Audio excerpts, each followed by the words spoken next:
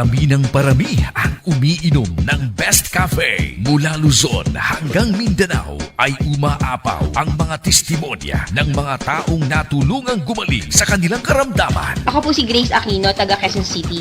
Matagal ko ng problema ang rayuma ko. Halos hindi ako makalakad sa sobrang sakit. May dalawa akong kaibigan na nagkwento sa akin na gumaling ang rayuma nila sa pag-inom ng Best Cafe. Kaya sinubukan ko rin. Ayun, ngayon hindi na sumusumpong ang rayuma ko. Mahusay talaga ang mga sangkap ng Best Cafe. Best Cafe 8-in-1 Coffee. Mayaman sa malunggay, mangosteen, guyabano, barley grass at agaricus mushroom. Sugar-free ito dahil all-natural stevia ang sangkap. Aprobado ng Food and Drugs Authority. Best Cafe 8-in-1 Coffee. Mabibili sa mga butika at supermarkets. Best Cafe 8-in-1 Complete Coffee Mix. Gusto po naming magpasalamat sa inyong lahat na patuloy na tumatangkilik sa Best Cafe dahil sa husay ng mga sangkap nito at sa inyong totoong testimonya ay nagawaran ng Golden Globe Awards ang Best Cafe 8-in-1 Coffee bilang Best Organic Herbal Coffee sa buong Pilipinas. Ang kumpanya namang naghatid sa inyo ng Best Cafe ay hinirang din bilang Best Marketing Company in the Wellness Industry at maging si Dr. M na siyang nag-formulate ng Best Cafe ay nagawaran ng Excellence in Entrepreneurship Award at mula naman sa World Council Excellence Awards ay ang Seal of Excellence as Naturopathic Practitioner. Lahat ng tagumpay na ito ay nagpapatunay na ang mga sangkap ng Best Cafe gaya ng malunggay, guyabano, mangosteen, agaricus mushroom, barley grass at stevia ay talagang malaking tulong sa kalusugan ng tao at sa pagpapagaling ng maraming sakit sa presyong makatao para sa lahat ng Pilipino. Best Cafe 8-in-1 Coffee, aprobado ng Food and Drugs Administration. Mabibili sa mga supermarkets at butika.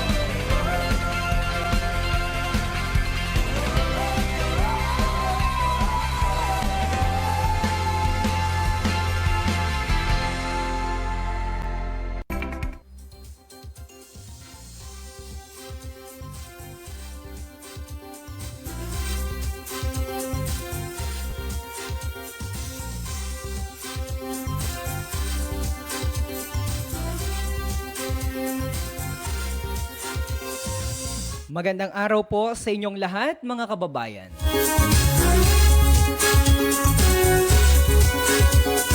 Ngayon po ay araw ng Huwebes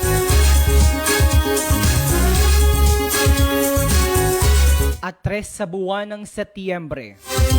Kita mo nga niyan, ano? Ilang tulog na lamang po at Pasko na. Subalit,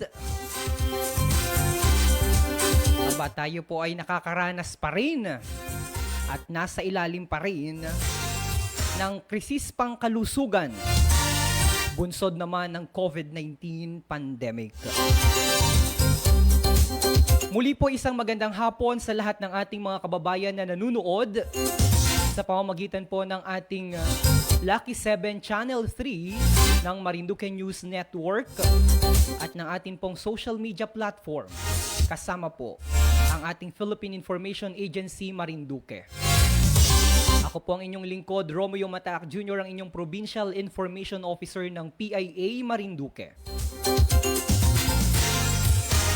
At ito po ang ating espesyal na coverage sa COVID-19 pandemic.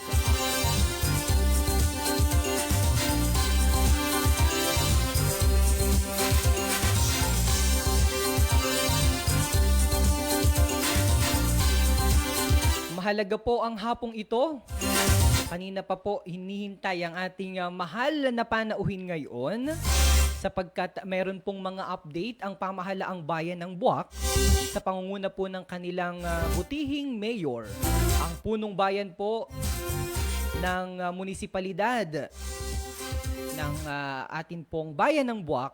Kapiling po natin ngayon dito po sa ating studio. Live na live po tayong dumarating sa mga tahanan ninyo, mga kababayan po natin sa buong Buwakenyo.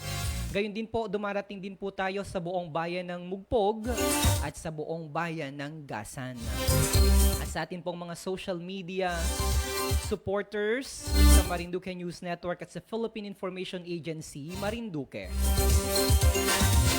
Ibinibigay ko po sa inyo ang atin pong alkalde ng munisipalidad ng pamahalaang bayan ng Buwak, si Mayor Army de la Cruz Carrion, para po sa kanyang ulat sa bayan at para makipagkumustahan din po sa inyo sapagkat as I've mentioned kanina po ay nakapagtala po ng panibagong kaso ng COVID-19 dito po sa bayan ng Buwak. I mean, ito po yung dalawa na nabalita noong nakaraang araw na mula po dyan sa Barangay Balaring at dyan po sa Barangay Laylay. At para bigyan po kayo ng update sa mga panuntunan na inilabas po ng pamahalaang bayan, ang Chief Executive po ng Bayan ng Buwak, si Mayor Army, ay makikipagkumustahan at magbibigay po ng update sa inyo. Narito po siya. Sir Myong, tatanggalin ko po ang aking face mask upang sa gayon maintindihan po ako. Ano po? Oo, nakalimutan ko pala, Mayor, na magbigay ng disclaimer kanina, hindi po ako naka-face mask dahil magkalayo po kami. Meron po kaming malayo po ang pagitan namin sa isa't isa at ito pong atin pong studio ay regular po nating ina-disinfect. Sige po, Mayora. Isang magandang at mapagpalang araw po sa aking mamamayan sa 61 barangay.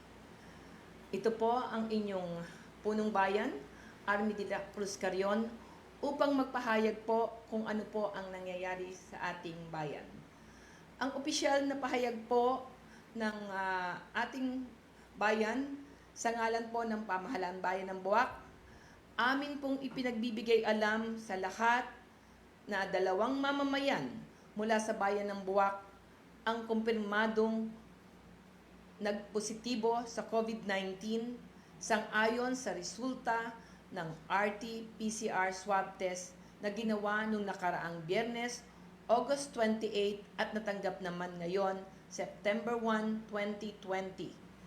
Ang una pong naitala sa Barangay Balarin, Buwak, Marinduque. Siya po ay lalaki at edad 48. No travel history, no known history of exposure sa confirmed COVID-19, no signs and symptoms.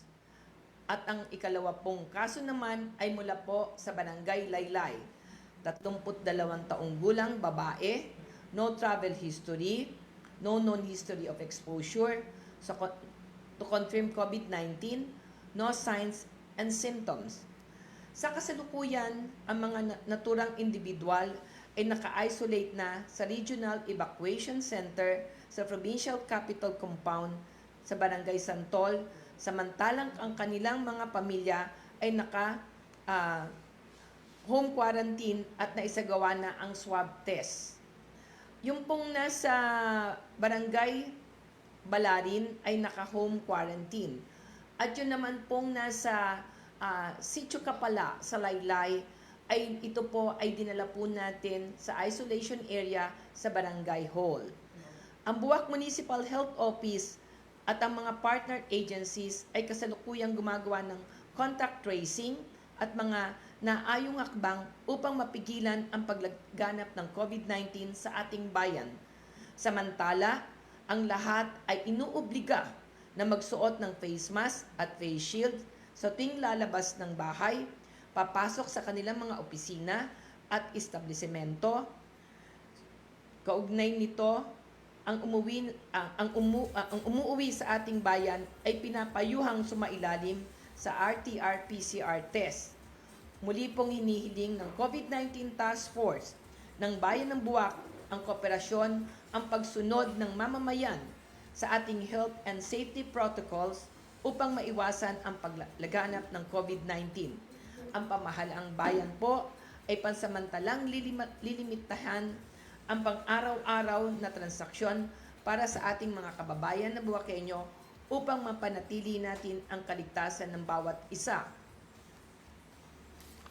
Ang inyong pong punong bayan ay naglabas din po ng isang executive order. Ito naman po ay ang sinunod po natin dito sa ating executive order.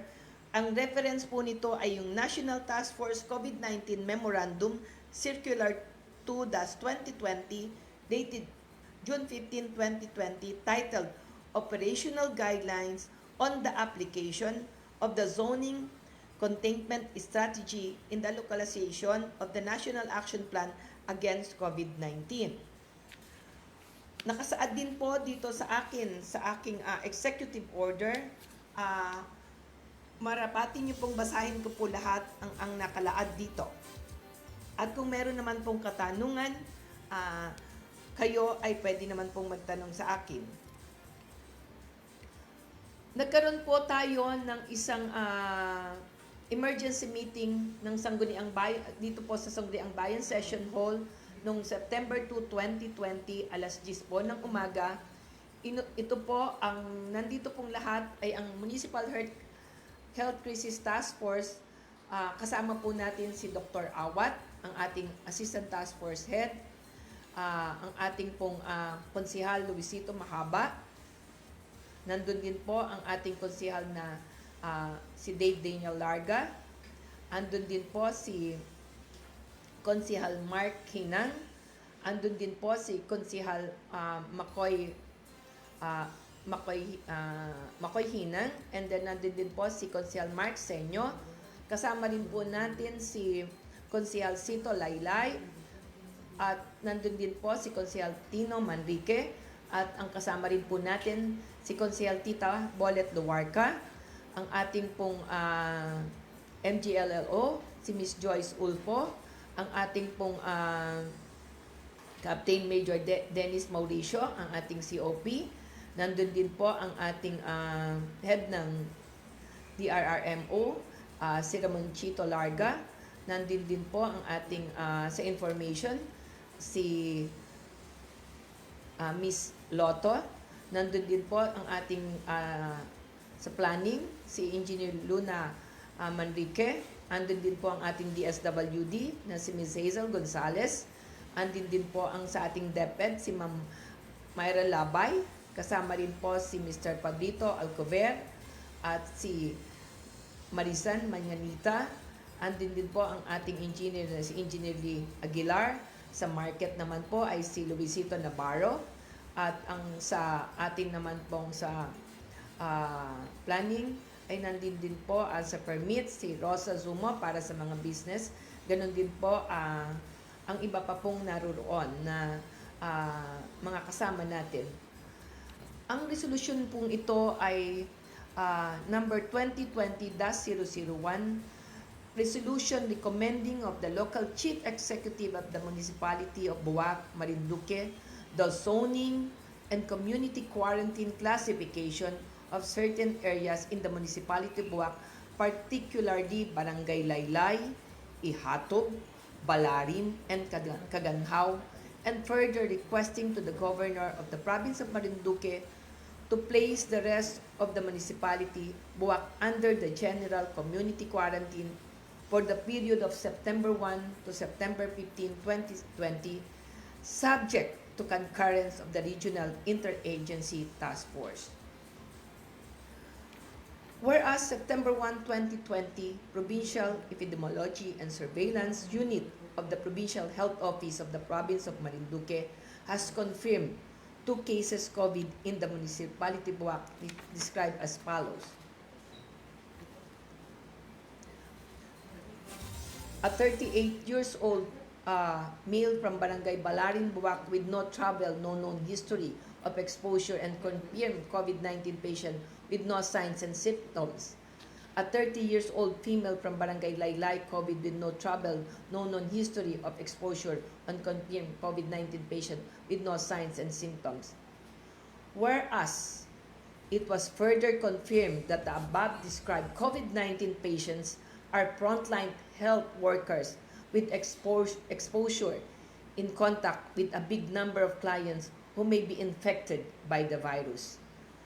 Whereas, with this information at hand, the municipal health officer is not discounting the possibility that local transmission of COVID-19 already exists in the locality, which could spread out in the entire municipality of Buwak and the rest of the province of Marinduque in case such proliferation will not be addressed to immediately. Whereas there is a need to impose a stricter quarantine intervention in order to contain the spread of COVID-19. Whereas National Task Force COVID-19 Memorandum Circular Number 2, 2020, dated June 15, 2020, provides for the operational guidelines on the application of the zoning containment strategy in the localization of the National Action Plan against COVID-19. Whereas such circular provides that areas of the local government units shall be categorized in 4 zoning classification, where each parameter shall be contextualized based on the respective geographical unit. Katulad po ng ating Sitio Kapala. Ito po ay mayroon 164 families. Families po, which is kailangan po natin i-times 5 yan. Ang sinasabi ko po ay ito po ay more than 700 individuals na nandito po sa Sitio Kapala. Kaya po minarapat po ng inyong punong bayan na ito po ay i-lockdown. Alam naman po nating lahat kung bakit kailangan i-lockdown ito. Ibig sabihin po, ito po ay magiging under ECQ. Why?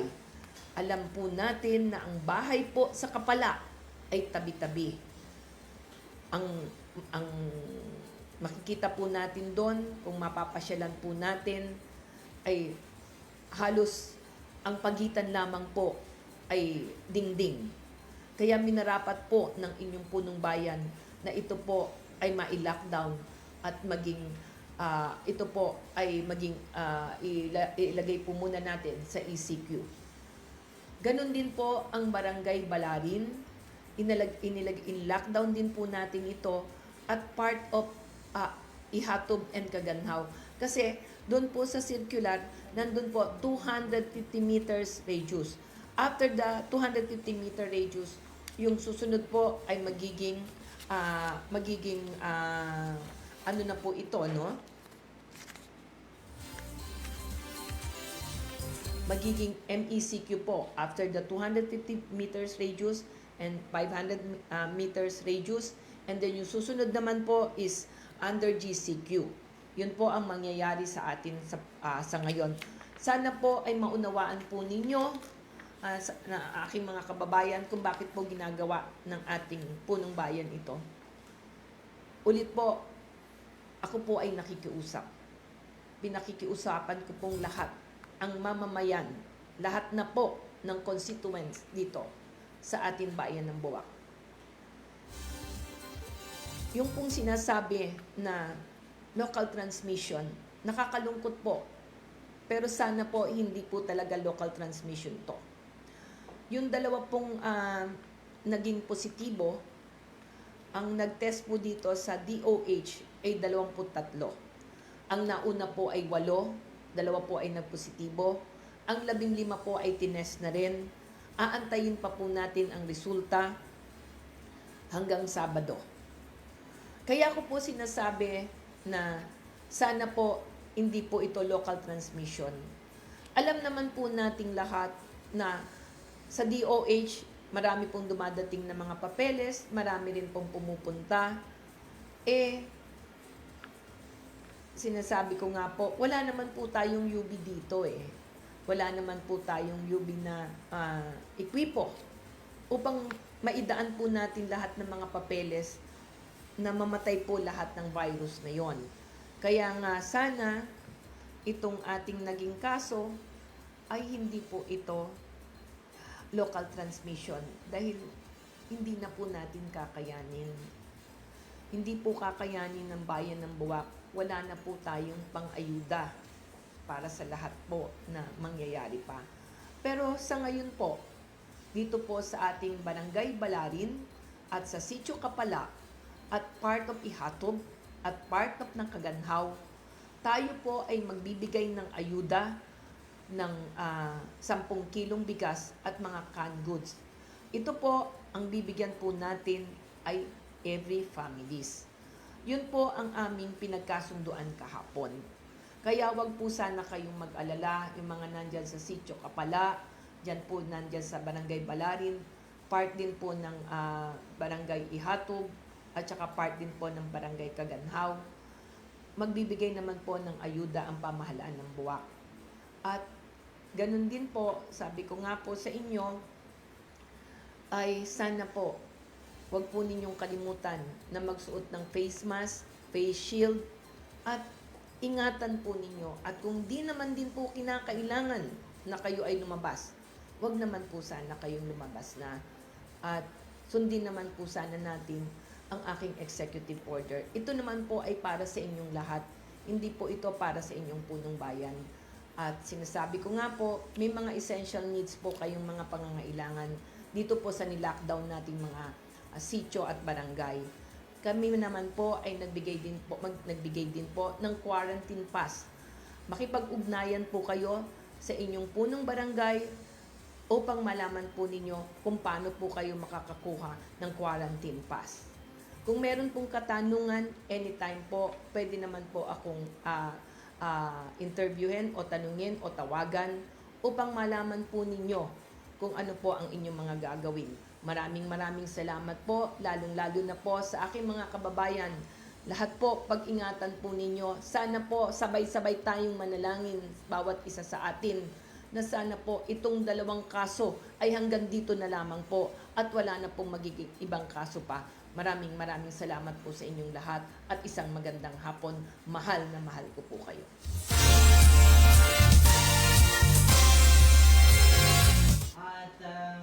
At yaan po ang pahayag ng ating butihing alkalde mula po dito sa bayan ng Buwak.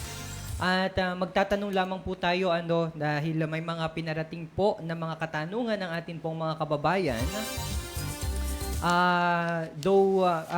Paulit nga ni po Mayora, dun sa nabanggit niyo po kanina na almost or more than 20, yung resulta pa na hinihintay natin, ilan na nga ni po, ilan na laang po, I understand na kapag meron na pong una nang sumailalim sa swab testing at meron pa rin po tayong hinihintay na ilan pa po, Mayora? Sa una po, dito po sa DOH, may 8 na po tayong na swab test. Yung una po yon, ang nagpositibo po doon ay 2. Yung 6 naman po ay negatibo. Ngayon po, yung 15 na tinest na rin po, ay aantayin po natin ito hanggang Sabado. Yun naman pong mga pamilya nung ating mga nagpositibo ay nag-swab test, nag-underwent ng swab test na rin po. Kaya hanggang Sabado rin po ay malalaman po natin ang resulta. Sana nga po sa inyo ay sana po ay wala na po sana maging positibo. Yun lamang po. Sana wag na pong magpositibo lahat to. Kasi po, nakakatakot po pag ito po ay naging positibo. Yun nga po ang medyo nervous na. Dahil baka nga po ito ay local transmission. Kaya nga, ang pinakikiusap ko, lalong-lalo na sa ating mga kababayan, ay pakaingatan po nila ang kanilang mga sarili dahil wala pong pwedeng mag-ingat sa kanila kundi sila lamang po. Yan, tayo po ay nananalangin na sana yung resulta po na madating this coming Saturday ay lahat po ay negatibo. Bumbahin po natin ng dasal at panalangin Yes, ang wala. ating pong Panginoon. Wala pong imposible. Opo. No? Basta sabay-sabay po tayong nananalangin na sana po ay wala na pong maging positibo. At ang sabi po nga ni Dr. Awat na ito po ay ang tawag po nila ay false positive. Sana false positive because mga asymptomatic naman po sila. Oo. At sabi ko nga po ay sana po ay naging lang po ito. Kumbaga, nagkaroon na sila before, naayos na rin ang kanilang mga immune system at maging na po. Kasi hindi naman po sila inuubo Hindi po sila nilalagnat. Hindi rin po sila sinisipon. Kaya nga, ang tawag daw po nila doon ay false positive. So, at least ang pinakamaganda po ay asymptomatic o wala pong ipinapakita na anumang sintomas ng sakit na COVID-19 ang dalawa pong kasamahan natin at mga frontliner po ito. Kaya tayo po talaga ay nananalangin dahil ito po ay mga kasama natin, mga frontliner, mga medical practitioner po. Itong dalawang naitala po na COVID-19 positive patient dito naman po sa probinsya dito po sa bayan ng Buwak. At sa atin pong pagpatuloy sa ilan sa ating mga katanungan, Mayora, yun pong mga apor daw po ba na nagtatrabaho diyan po sa o nakatira po diyan po sa mga barangay na inyo pong na lockdown at kagaya po ng barangay ng Balaring at barangay po ng Laylay. Papaano daw po ba sila kung sila po ay mga nagtatrabaho dito po sa Kapitolyo? Wala po ba ano po ang panuntunan nyo po para po sa kanila? Lalong-lalo na po yung mga apor natin na mga kababayan, Oo, Mayora. Natural, may mga hanap buhay yan, no? Mag-i-issue na lang kami ng home quarantine pass nang sa ganun makakalabas sila. Oo. Hindi naman namin sila pwedeng pigilan, no? Dahil pumapasok everyday yan. Pero yung mga construction workers na sinasabi ko nga, no? Sana naman, no, ang pakiusap ng bayan ng Buwak, yung mga nagtatrabaho sa PLDT. Total naman, kako nga, mga nasa construction yan, meron naman mga, what do you call this, yung mga bahay-bahay na tinitiran sila. Barracks. May mga barracks naman yan. Hanggat maaari para hindi na sila magpabalik-balik sa kanilang tahanan. Yung mga construction workers. Yun sana. Yung mga AFOR, pabibigyan ko ng quarantine pass nang sa ganun makakalabas sila dahil they need naman to work. Opo, at ilalathala din po natin dito po sa Marinduque News Network, sa Philippine Information Agency at sa Lucky 7 Channel 3 ang mga contact number po ng pamahalaang bayan ng Buwak para mas mabilis nyo po silang matanong kung meron po kayong mga katanungan o concern pagdating naman po sa opisina ng ating mahal na punong bayan.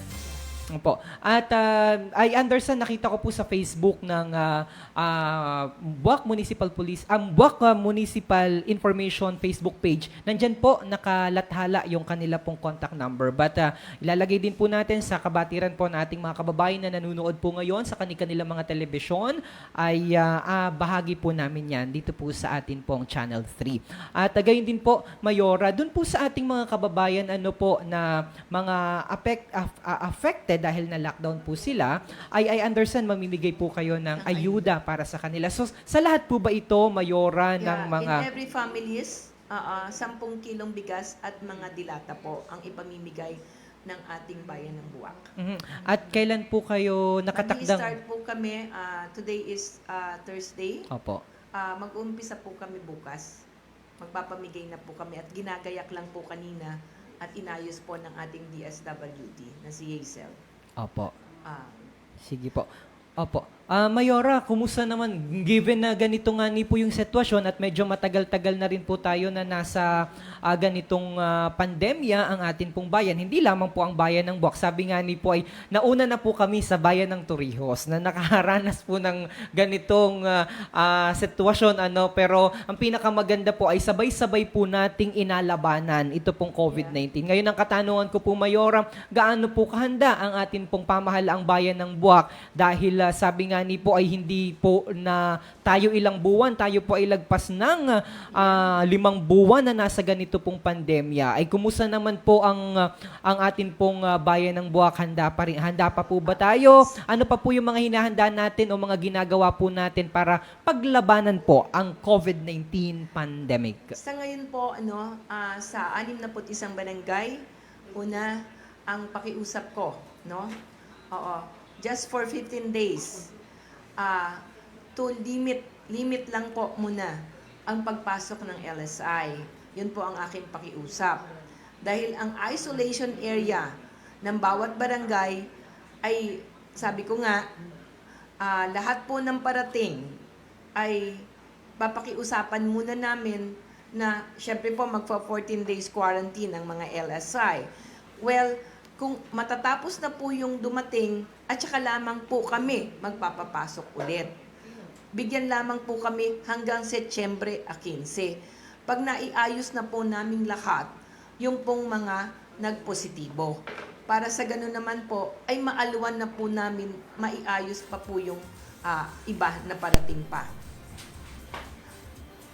At isa pa pong sanang paalala ko, nakarating din po sa akin kanina.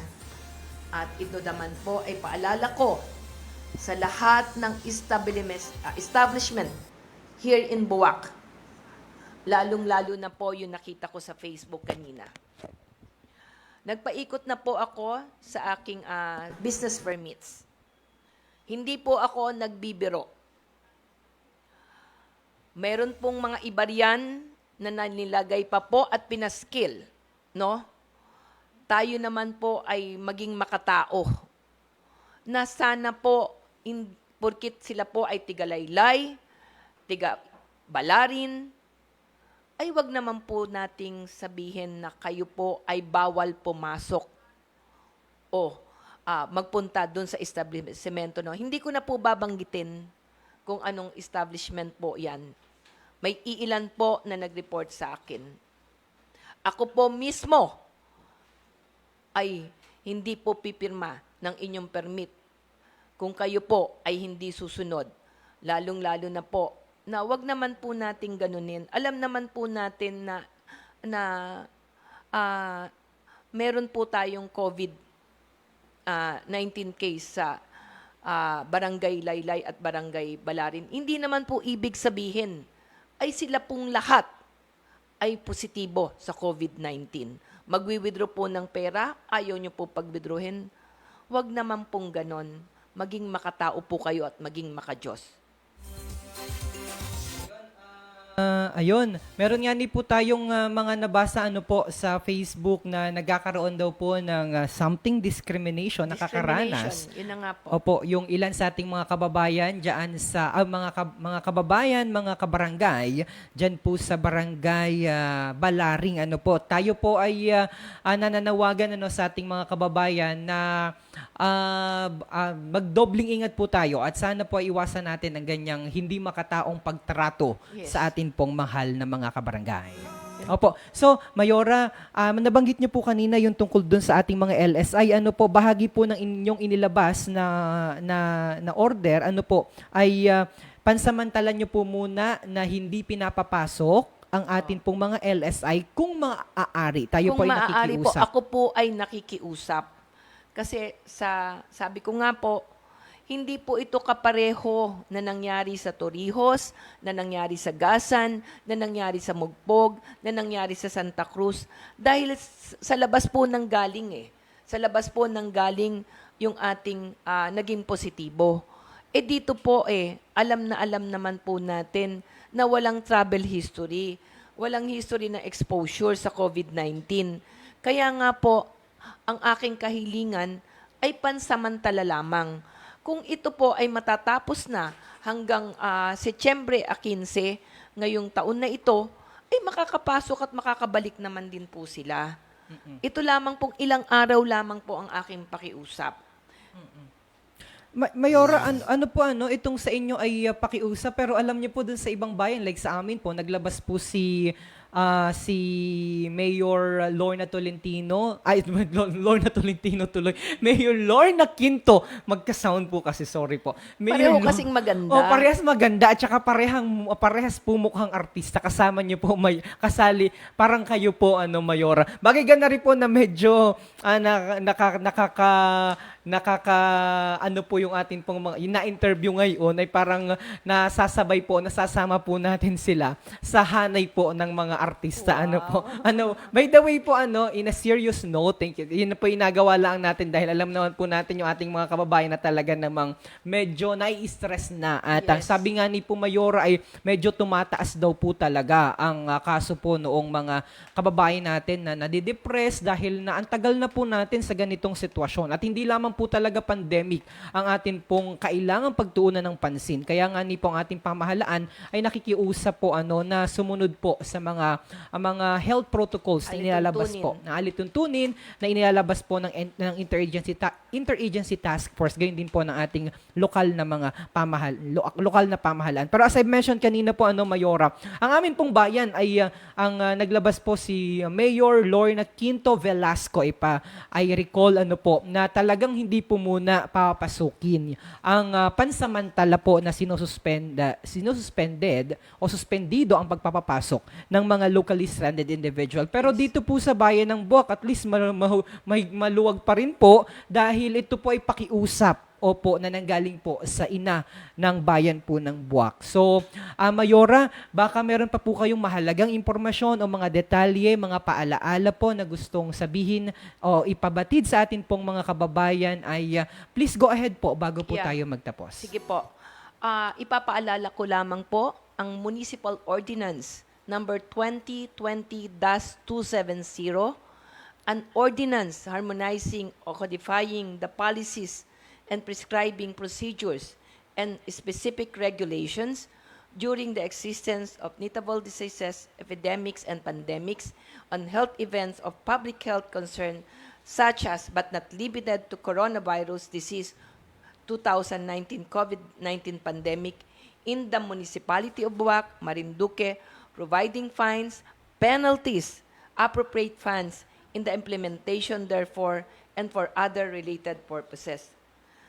Tungkol po ito sa sa pagsusuot ng face mask at saka po face shield.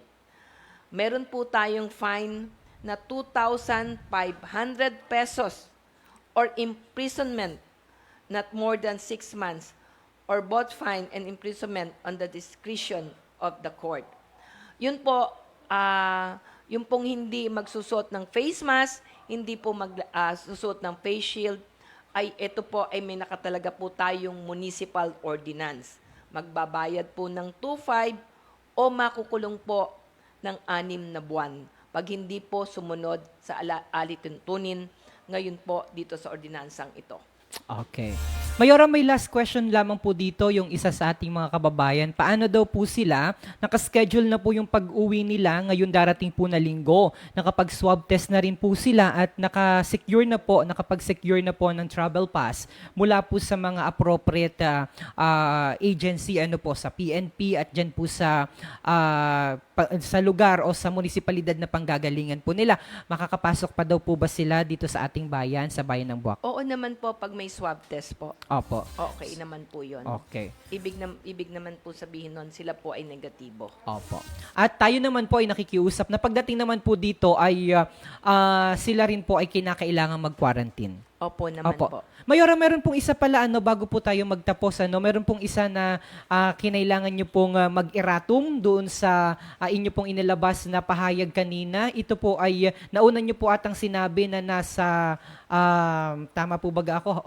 Mali po yung sa yung Opo. sa evacuation center. Sa evacuation center. So ngayon po ay para po sa paglilinaw sa atin pong mga kababayan, kasalukuyan pong nasa ang isolation facility na po ang atin pong mga bagong confirmed case, dalawang naitalang confirmed case, Mayor. Regional Evacuation Provincial Capital Compound. Okay. Nandun na po sila. Okay, nandyan na po sa ating Regional Evacuation Provincial Capital Compound na po. So, wag na pong mag-alala yung atin pong mga kababayan dyan sa barangay na nakakasakop dito po sa dalawang COVID-19 cases dahil inilipat na po yan sa atin pong Provincial Evacuation Center. At ang pinakamahalaga po ay sila po ay mga frontliner. Tayo po ay sabay-sabay na manalangin na sila po ay tuluyan na pong gumaling na po dahil alam naman po natin na limitado lamang po ang bilang ng ating mga frontliner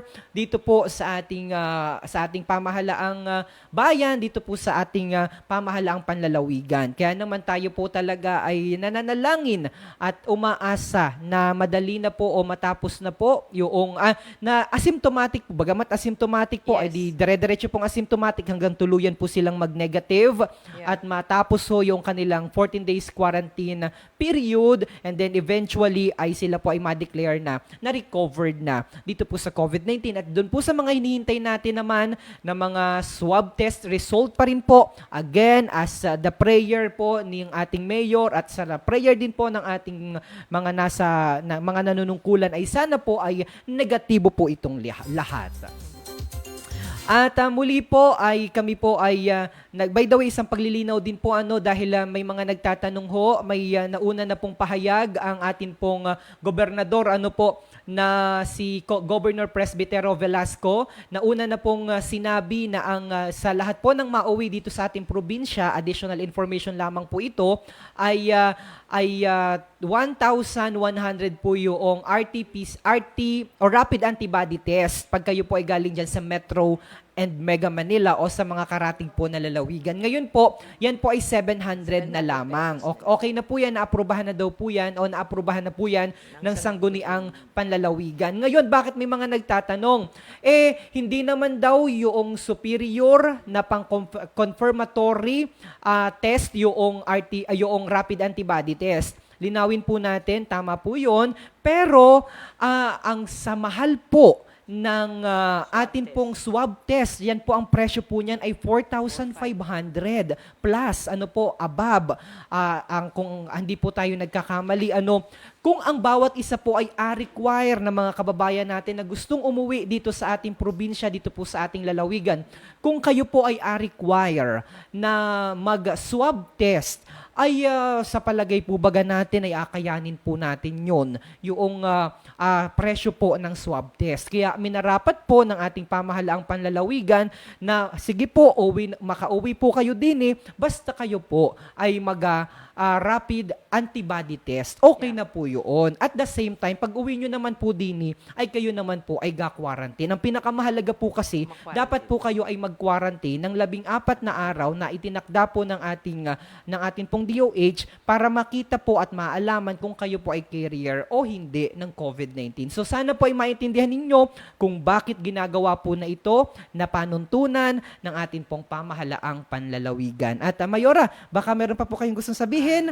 at kita po ay magtatapos na at marami pong mga kababayan natin ang nanonood sa atin pong live feed ngayon dahil sa kauna-unahan pong pagkakataon ay lumalapit po ang inilalapit po ng pamahalaang pambayan ng Buwak sa pangunguna po ni Mayor Army ang kanila pong munisipyo para sa taong bayan dahil hirap nga ni po tayong gumalaw ngayon at medyo challenging po nga ni dahil iniiwasan po natin na magparuot pa rito ang atin pong mga kababayan lalong-lalo na po ang ating mga nanunungkulan. Kaya sa pamamagitan po ng makabagong platform at teknolohiya na ito ay inilalapit po natin ang serbisyo po ng Office of the Mayor sa atin pong mga kababayan. Muli po, sa aking mga kababayan, isang magandang hapon po. Ang kahilingan po ng inyong punong bayan, sana po ay sumunod kayo sa panuntunan nang sa ganun po, ang COVID-19 na meron po tayo ngayon na 2 kaso ay wag na pong madagdagan. Ang kahilingan ko po sa inyo, sana po ay ito ay tumimo. Muli po, tumimo sa inyong puso at sa inyong isip. Dahil kayo po ay aking mahal na mahal. At sabi ko nga po, hindi na po natin kakayanin, lalong-lalo na po sa pagbigay ng ayuda kung madadagdagan pa po ang ating kaso ng COVID-19. Magandang hapon pong muli at sana po ay kayo po ay pagpalain po ng Panginoon Diyos lahat.